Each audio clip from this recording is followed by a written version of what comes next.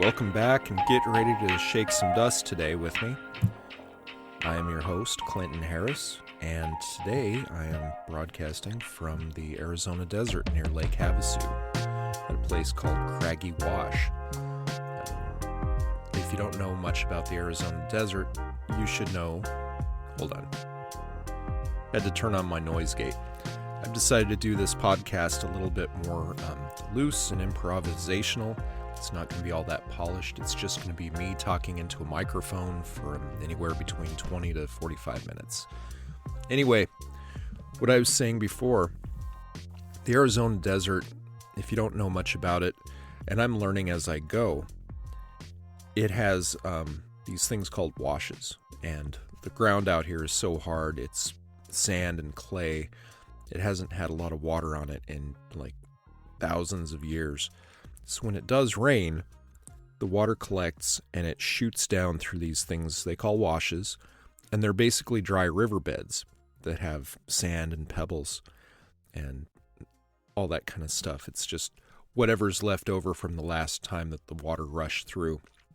It comes through so quick, and if you're in it, it pretty much means you're screwed, especially if you're in some kind of RV or something like that. Around here, they tell people don't camp in the washes, and there's a good reason for that. A couple of days ago, I was down in Quartzsite, and I'd been there for about a month, and I wasn't in a wash, but I was kind of like on a rocky island between a couple of different washes, and I had to drive through several different low areas and wash areas to get to my campsite.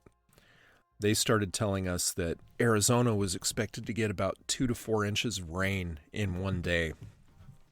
And that was not going to look good for anybody that was out camping near this kind of terrain. So I decided to head up. And, actually, I just thought, just something in the back of my head. And I've learned out on the road that you need to trust your instincts. And something in the back of my head said I needed to move. So I needed to get water anyway, and I decided I was going to go to the rest stop over by Blythe, California, and it's about a 15-20 minute drive west from Quartzsite. I went and got water, fuel, loaded up on that, and then I thought, I've never been to Lake Havasu before, and I always wanted to see London Bridge, so I drove up through Ehrenberg, up to Parker, and the canyon. Well, first of all, it's not just the canyon. The road between Parker and Ehrenberg is weird. You're out in the middle of the desert. You see cactuses and everything by Quartzsite. You see this beautiful varnish that's left on the rocks. And it's just after the sun has been beating on these rocks and it rains a little bit, and then, they have a sheen to them. And north of Parker, there were green fields, alfalfa, cotton. They were growing cotton. And I guess there's a lot of controversy over this because a lot of Saudi Arabian companies have gone in and bought up desert land, and then they water the hell out of it and produce hay crops like alfalfa hay. And then they ship it all back to Saudi Arabia. And I guess Arizona has let their lease on the water drop this year, so they can't do it in Arizona after I think it's March. It's just kind of weird for me to see, and honestly, as somebody that was a history minor, I don't really see the benefit of a lot of this stuff. It's just kind of, I think it's a disaster waiting to happen. The Dust Bowl was kind of created by this same kind of agriculture where they would just go in and they would just farm the hell out of something and deplete all the nutrients out of the topsoil until it was nothing but dust. It's dusty enough out here as it is. And cotton is one of the worst crops out there for depleting the soil. It almost gives nothing back to topsoil, and it can pretty much ruin a good layer of soil in a very short time. And they're growing cotton out here in the desert. So anyway, I drive through these green fields. I pass haystacks in the middle of the Arizona desert. I get up to Parker, and the area between Parker and Havasu is incredible. It's a lot of it is a canyon, and it kind of follows the river. And there's an area called Cattail Canyon, and I'm telling you, there's 10 feet tall cattails. 10 foot tall, 10 feet tall? I'm not sure. There's cattails in this river basin, and it looks like, oh gosh, it looks like a wheat field. It's just, there are so many cattails, and they get so tall that sometimes they just flump over, and they have lay down spots. But I've never seen so many cattails in my life. It was weird. It was beautiful. So anyway, I was going up through the canyon, and I was behind one of those three-wheeled motorcycles, you know, the kind that have the pusher wheel on the back and the two up front, kind of like a snowmobile. And it had two people on it. And the people behind us, we were going the speed limit. The people behind us were so mad that they were doing things like passing on double yellows, and one guy nearly drove under a semi-truck that was coming our way just to get around this guy on the three-wheeled motorcycle and me, because everybody blames the slow-ass bus on the road. It's just part of life. And one of the things that I've just kind of done is it's like, I'm going to go the speed limit because they're not paying for my gasoline. It's expensive. It's, you know, it limits my ability to travel if I'm trying to keep up with semi-trucks and I'm going 70 miles an hour uphill. I'm just blowing gas out the tailpipe, and that doesn't do me any good. I'm going to get there eventually. It's all about the journey anyway, and so many people, they just are rushing through, and you can call that a metaphor for life too, I guess. But people just want to rush to a red light, I guess. Anyway, they nearly killed this guy on the motorcycle, these two people riding the motorcycle, because these people had to get around us. And then, oh, gosh, it's a blind corner with double yellow, and there's a semi-truck coming at me. The truck missed them by inches. They swerved over, missed the motorcycle by inches. I thought I was looking at least 3 fatalities here. Luckily, everybody got through. The guys on the motorcycle flipped the guy off as he passed them. There was no more drama after that. But it just kind of shows that you have to be careful. You are taking your life in your own hands when you get on the road. And I've often thought about, kind of having like a motorcycle that I would tow, or maybe have a rack on the back of my bus so I could go places and not have to, drop a big chunk of change on gas. And not to mention how unwieldy a bus is in a city. And then I look at that kind of thing and I'm like, no, I really don't need a motorcycle. Hold on. I'm drinking coffee as I'm talking. Anyway, I got to Lake Havasu. And man, it was like night and day to Quartzsite. And today I wanted to talk about not only the Arizona desert, but the towns that I've been encountering out here.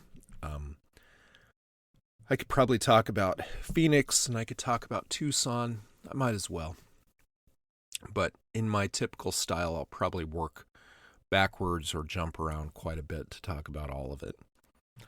So, Havasu, Lake Havasu City, some genius in the 60s decided to build a canal and create like a big water park. And then they bought the London Bridge, the actual London Bridge that was falling down, My Fair Lady, over in London. And they numbered all the blocks, as everybody probably knows from history class. I don't know why they taught this in history class, but they didn't teach a lot of other stuff. And they shipped it over the Arizona desert to put on an artificial canal that they had built so people could access Lake Havasu from little marinas and docks. They built a quaint little English village in a Tudor style with those big beams and wattle and daub. And I gotta say, the bridge is beautiful. And the funny thing is I don't know why I was so shocked, but you actually drive over the bridge to get to the island. And for whatever reason, I see something old like that, or, in America, they have 100-year-old shacks. Like I saw one, gosh, where was I? I was in Silver City, New Mexico, and they had an old, looked like a hunting cabin, and it had been made of these hewn logs. They take like a double bit axe and they square up logs and they build a cabin and they stick a bunch of like adobe and stucco and crap into the little spaces between the logs. And supposedly Billy the Kid lived there. And so they had this thing in Silver City next to the park. And it was like Billy the Kid's cabin. And then they had like pictures of people that were in Young Guns and stuff that had seen the cabin. And I don't know, it's something that's 100 years old. And then meanwhile, it's roped off. Nobody can go inside. It's got like iron grates and bars and everything. But over in Lake Havasu, we've got a bridge that was built. God, I'd have to look it up. It's older than that cabin. And we're driving over it in a bus and other cars, other traffic. And it's just part of the road system.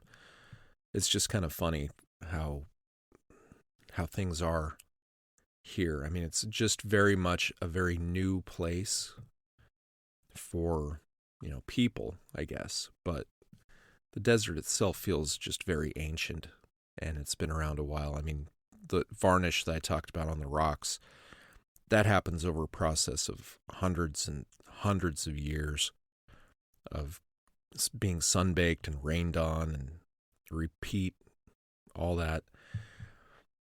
So Lake Havasu was a nice change from Quartzsite because, of course, there's open water. I'm a water guy. I love the sight of water.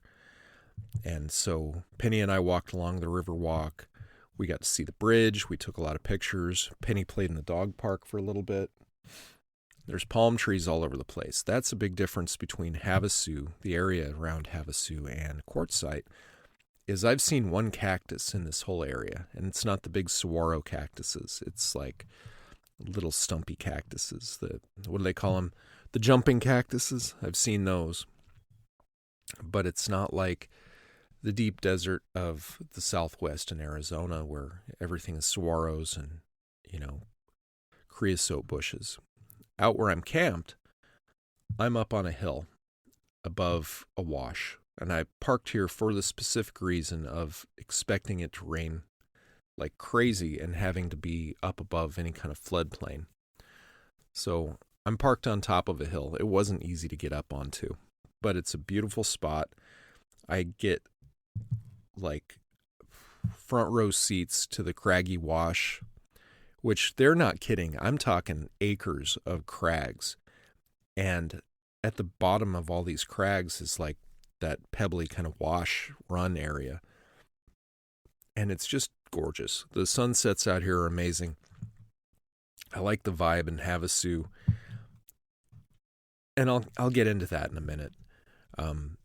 I got to have Dutch Bros the other day, and that's like one of my one true weaknesses. And I got to have Dutch Bros. They've got Super Kmart, my gosh. They've got Super Walmart, which is not like a big thing, but I was in Quartzsite for a month, and they pretty much have tents and little mom and pop shops, and half the time they're gouging you for everything, and then the other half is you have to get cash to pay for everything. And a lot of the times they still gouge you. But here they have an In-N-Out burger. They've got places you can get subs. They've got pizza. I went to a burrito place the other day that had fully loaded waffle fries. And it was like carne asada on waffle fries with all sorts of yummy sauces and stuff. It was just crazy good. You could get used to splurging on this kind of stuff. They have a nice little downtown area.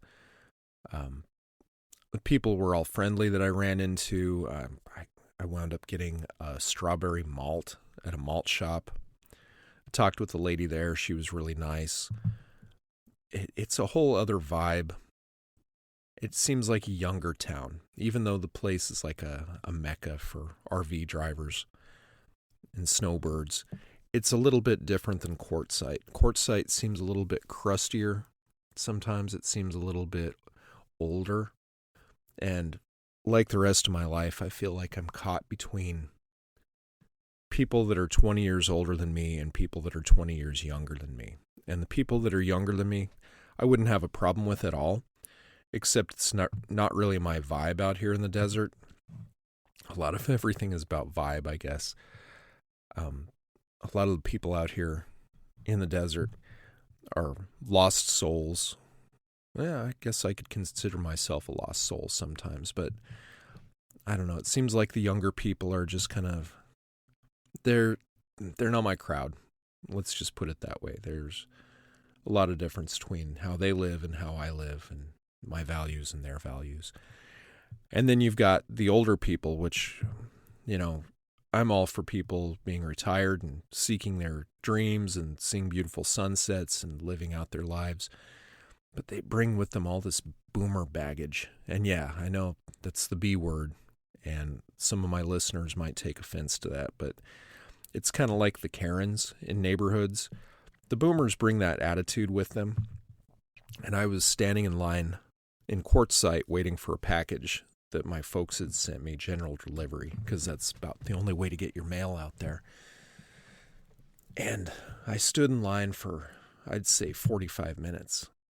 And the postal workers were doing what they could. And I watched one woman, a boomer, argue with the poor kid at the counter for 20 minutes as I'm standing in line about why her package didn't get shipped to her and why it got bounced to Chula Vista, California. And she just couldn't get it through her head that she'd done something wrong. It was his fault. He was going to, he was going to be the responsible one for it. And meanwhile, we have a whole line that's all the way out of the post office waiting for these people to solve their differences so we can have more than one postal worker helping everybody. And it was just a total pain in the ass, I have to say. I was not a fan. But back to Havasu for a minute. So Havasu had In-N-Out Burger. It was the first place that I stopped. And they had birds, these crazy little birds called grackles. And they make funny little whistles. They're almost like a starling with a really long tail. And they've kind of got like an orangey black kind of chest. And they are like finches and, jays. They just beg for food. And so I fed some French fries to these grackles, and they were hilarious. And that was a lot of fun. But when I got to Havasu, it was a sunny day, but cloudy. It was like up in the mountains, it would just be a normal sunny day. But here, everybody was talking about how chilly it was, and I think it was maybe 70 degrees. And so, like I said, we did the walk. We looked at London Bridge. I went and got a couple of groceries. I went to a butcher shop and got some Italian sausage for spaghetti. It was a whole other thing, and it was such a night and day versus Quartzsite, because just having water around, and it's something about even being able to smell water and hear it and see it, for me, was pretty important. I had been in Quartzsite for a month, and I guess I'm going to work backwards on this whole thing. So I had been in Quartzsite for a month, camped out of town on the BLM. Hold on.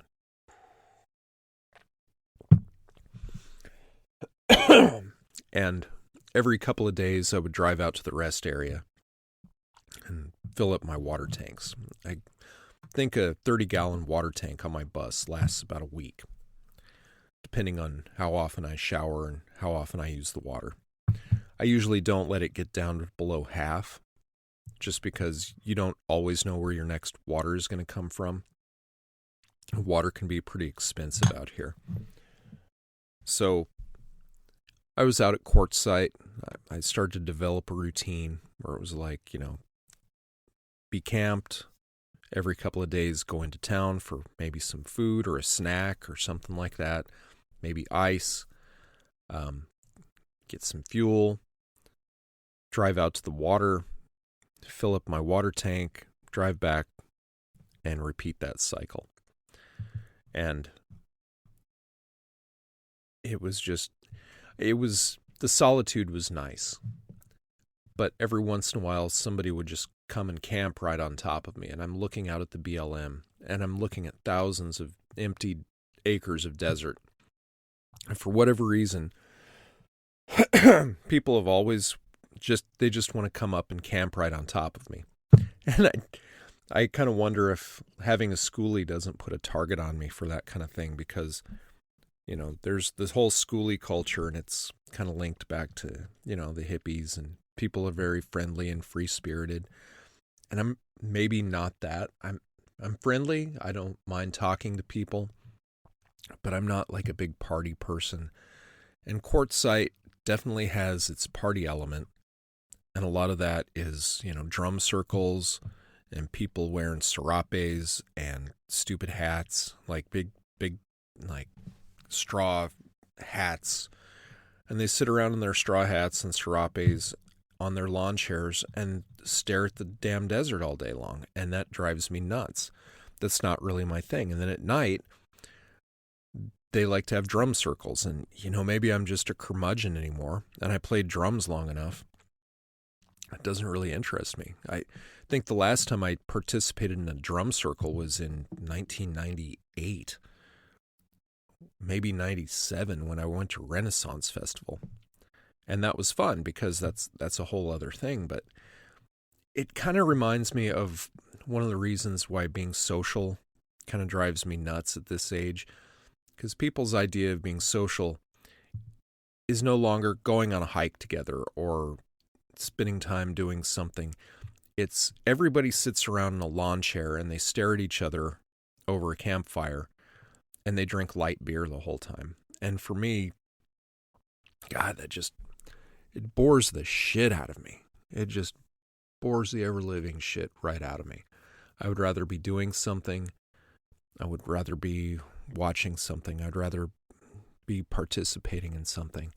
Or if I'm just going to be sitting there, I might as well just be sitting there alone. It just doesn't really, it doesn't trip my triggers and flip my switches and everything. It bores the shit out of me. Anyway, I won't go on at length about that. I'm just kind of rambling, and I'm glad you're here for it.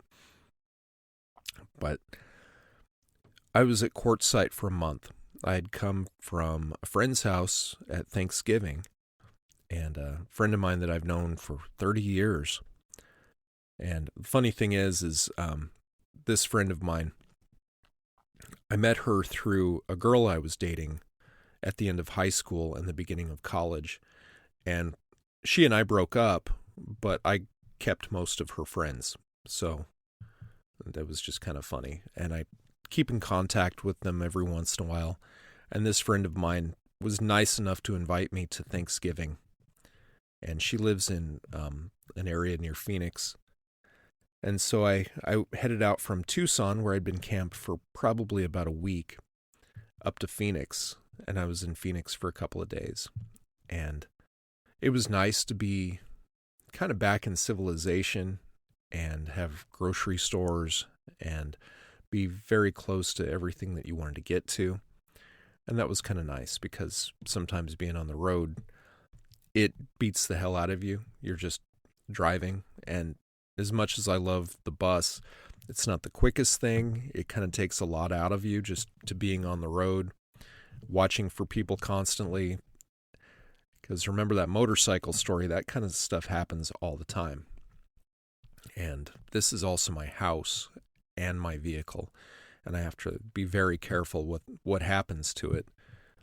Because if it gets totaled, then I've lost everything, which really, really sucks.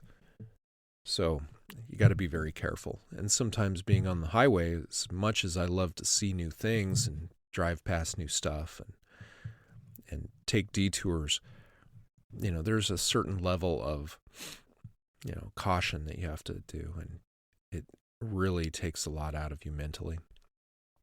So anyhow, I came to Quartzsite from Phoenix, and it was probably a 3-hour drive. And, it's 120 miles one way. And I don't really remember much of the drive, other than almost all of it was on the I-10 interstate. And so you're getting passed by trucks, like blown off the road, because my top speed is around 65 miles an hour. And I don't really go any faster than that if I can help it, because, why? I'm just wasting gas at that point, and I'm going to get there eventually. Let them go around. So, Phoenix was different. My great-grandma used to live in Phoenix, in Mesa, actually. And I wasn't very far away from where she and my great-grandpa lived, in a trailer court for old folks. And I actually checked out the trailer court, and it was all the same old trailers, just these little single wides from the 60s and 70s. And they'd kept the place up really nice. It was weird because, seeing the place where my great-grandparents were, and we had a lot of fun there. I remember mostly how hot it was, because for whatever reason, my family would go out to California. We'd drive from Colorado to California in June or July, and sometimes we would stop over in Phoenix to see my great-grandparents in June and July, and those were in the days that were pre-air conditioning, and I think they had a swamp cooler on their trailer that they never turned on because, that was going to cost money or whatever. You just get used to the heat, I would imagine. Like the people in Havasu that were talking about how chilly it was on a 70-degree day just because there was a couple clouds in the sky. Excuse me. So, anyway, yeah, it was weird seeing Phoenix. It was weird, the city has grown up. Mesa was almost completely different than how I remembered it from 35 years ago. I think was the last time that I had been there to visit. Which, a lot of people would be like, well, duh, things change. But I don't know. It's just kind of weird to see basically how your brain remembers the shape of things. It remembers maybe the way a canal was, or maybe the way a street turned into a certain way, and everything else is completely changed. But their trailer was still there. It was kind of cool to see that. And whoever was living there was taking good care of it. It looked like that place could probably sit there for another 50 to 100 years. And so before I went to Phoenix, I was in Tucson. And I was camped up above town, up in the mountains. Trying to remember the name of the place. It was up by Saguaro National Park. And I got to see Saguaro National Park, and it was a lot of fun. It was beautiful. It's split in two. It's split on the east side and the west side of Tucson. And I checked out the east side. And I don't know, it's a lot of the national parks that I've seen, I don't understand how sometimes people can just go there for days and days. I think Saguaro was good for a couple of hours. It takes about an hour to drive around because they've built a nice little one-way road that goes in a loop all throughout. You get to see a bunch of cactus. You can stop every once in a while, take pictures. They have a lot of good wide spots in the road where you can get scenic views. And that's kind of what I did. And the cactus are beautiful. They're a lot of fun. They're a lot better health than Quartzsite. I noticed that on the BLM outside of Quartzsite, they had a lot of saguaro cactuses, but they were rotted out from pretty much the bottom 3 to 5 feet, and the tops were just barely hanging on. And I think a lot of that is either people deciding to shoot them, or maybe they bump them with a vehicle, or I don't know. It could be the fact that there's so many people out in the desert and they have scraps that it attracts mice and rodents. And maybe they're eating the cactus and gnawing off bits of it. They're not very healthy, but over in Saguaro National Park they were. So I was camped up above Tucson for probably about a week. And it was like the wild, wild west out there. All these people in ATVs and side-by-sides just driving up and down the road all night, all day. It was busy. And everyone was just camped on top of everyone else. It wasn't ideal, but that's been kind of the balance that I've been trying to find out. It seems to me that it's kind of like that joke. Oh, well, let me not go there. Basically, if you're looking for a spot, you want it to be level. An ideal spot, let's go for that. An ideal spot is going to be level. It's going to have enough room for your vehicle. It's going to be clean. And it's going to be not surrounded by people. Unless you're into that whole socialization drum circle thing, which I'm not. We've covered that. But also you want to have a good Wi-Fi signal or wireless signal. I have to have one for work. But the problem is that all those things, you only usually get to pick about 2 or 3 out of all of them. So it probably isn't going to be level. It probably isn't going to be clean. And when a lot of people are in an area, you probably have a good internet signal. So it's just all a trade-off. It's like, what are you willing to live with or without? And Quartzsite was nice because I had an okay signal. It was secluded, and it was clean and level. But I couldn't really pump much data through my phone. I'm just using a hotspot, and I only had 2 bars of 5G. And out here at Havasu, I've got 2 bars of LTE that runs just as good. It's kind of weird. And the scenery's a little bit better. So, anyway, back to Tucson. Bigger city. They had a lot of different kind of shops. I went to a Korean grocer, and I was able to get butane canisters for my cook stove, which it burns through one of those about every 2 or 3 days, depending on how much I'm using it. I'm going to have to get more soon, and the closer you get to California, the harder they are to find, which is kind of the bummer. I might even have to switch to a different type of stove and a different kind of fuel, maybe like a Coleman propane stove with burners and all that stuff. And it would be the same kind of fuel as my heater uses, but right here I haven't had to use my heater at all.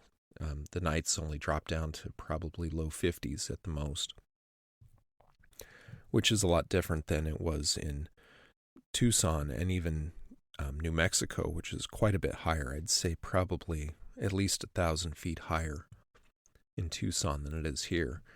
I think a couple of weeks ago it probably snowed in Tucson where I was camped. But out here, we did get a little bit of rain. There were no gully washers.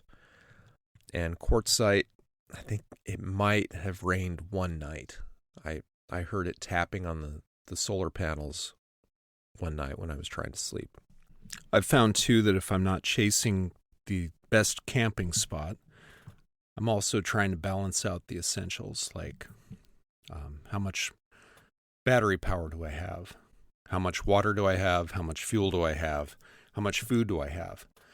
It's not much different than, normal life, except for me to go out and get supplies. It's usually going to be an expensive round trip of probably a couple hours.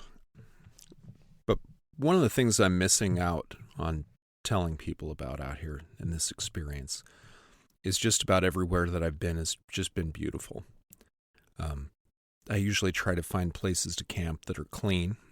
Sometimes there are bad campers, and there's a lot of people that are squatters or a lot of people that are homeless, and they've got RVs that are decked out pretty much like a shopping cart in an inner city with a homeless person living in it, but it's a whole RV.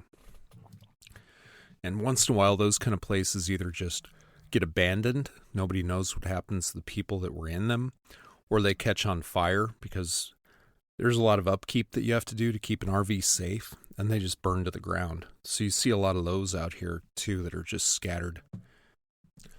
The Arizona desert was a lot different than the New Mexican desert, and I think, I don't even know why that is. It's, on the surface, it's all the same kind of stuff. Arizona's a lot warmer, though, and I noticed that as soon as I left Tucson. I was having to turn on the heater, which is funny because my grandparents, when they'd send postcards back home from Quartzsite, because they were there in the 80s, at the heyday of Quartzsite, they would always talk about how they had to turn on the heater at night. And it would crack me up because, that was what they're writing home about.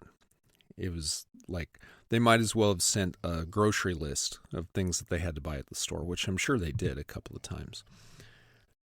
They didn't talk about the incredible sunsets. They didn't talk about the way that the light falls onto the cliffs and the crags. They didn't talk about the cactuses. And honestly, I haven't seen any reptiles or anything like that out here.